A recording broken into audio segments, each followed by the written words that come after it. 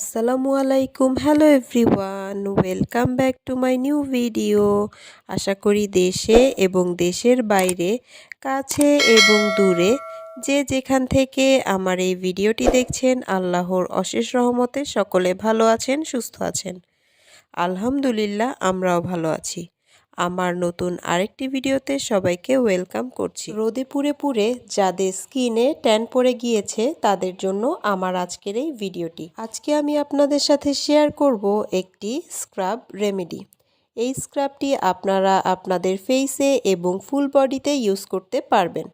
স্ক্রাবটি বানানোর জন্য আমি এখানে নিয়ে নিয়েছি 1 চামচ পরিমাণ চালের গুঁড়া। চালের গুঁড়া এখানে স্ক্রাবিংয়ের কাজ করবে এবং সেই সাথে ত্বকের গভীর থেকে ধুলো ময়লাকে টেনে তুলে আনতে সাহায্য করবে। নেক্সট আমি এখানে অ্যাড করছি 1 চামচ পরিমাণ টক দই। টক দই আমাদের ত্বকের ট্যান দূর করে, ব্রণ এবং ব্রণের দাগ সারায়, ত্বকের তৈলাক্ততা দূর করে, ত্বকের মরা চামড়া দূর করে ত্বককে উজ্জ্বল করে তোলে। এরপর আমি এখানে অ্যাড করব অ্যালোভেরা জেল। অ্যালোভেরা জেল আমাদের ত্বককে সানবার্ন হওয়া থেকে বাঁচায়, ময়শ্চারাইজার হিসেবে কাজ করে এবং ত্বককে ভেতর থেকে ন্যাচারালি উজ্জ্বল করতে সাহায্য করে। এই পর্যায়ে আমি এখানে অ্যাড করব মধু। মধুতে প্রাকৃতিক ও ভেষজ উপাদান রয়েছে পর্যাপ্ত পরিমাণে। অ্যান্টিব্যাকটেরিয়াল, অ্যান্টি ইনফ্ল্যামেটরি ও অ্যান্টিঅক্সিডেন্টের গুণ, যা আমাদের ত্বককে টোন করতে সাহায্য করে। ত্বকের উজ্জ্বলতা ফেরাতে মধুর ভূমিকা অপরিহার্য।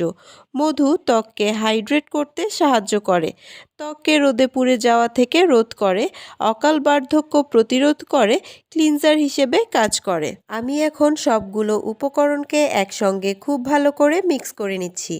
এই ধরনের আরও নতুন নতুন বিউটি টিপস এবং রেমেডি পেতে ফেসবুক পেজ লাইক, ফলো এবং ইউটিউব চ্যানেল সাবস্ক্রাইব করে পাশে থাকবেন।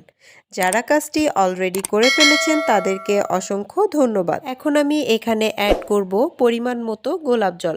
আপনারা চাইলে গোলাপ জলটাকে স্কিপ করতে পারেন। ত্বকের যত্নে গোলাপ জলের ভূমিকা অপরিহার্য। গোলাপ জলে রয়েছে অ্যান্টি অক্সিডেন্ট, যা প্রাকৃতিক টোনার হিসেবে কাজ করে। স্ক্রাবটি দিয়ে আপনারা আপনাদের প্রত্যেকটি বডি পার্টে 5 মিনিট করে মাসাজ করবেন। আমি আমার হাতে অ্যাপ্লাই করে দেখাচ্ছি। মাসাজ করা হয়ে গেলে নর্মাল ঠান্ডা পানি দিয়ে ধুয়ে ফেলবেন। ভিডিওটি ভালো লাগলে ভিডিওতে একটি লাইক, কমেন্ট এবং শেয়ার করতে ভুলবেন না। আপনাদের একটি লাইক, কমেন্ট এবং শেয়ার আমাকে নতুন নতুন আরও অনেক ভিডিও করার উৎসাহ যোগায়। আমার আজকের ভিডিওটি এই পর্যন্তই। সবাই ভালো থাকবেন, সুস্থ থাকবেন। আল্লাহ হাফেজ। Thanks for watching.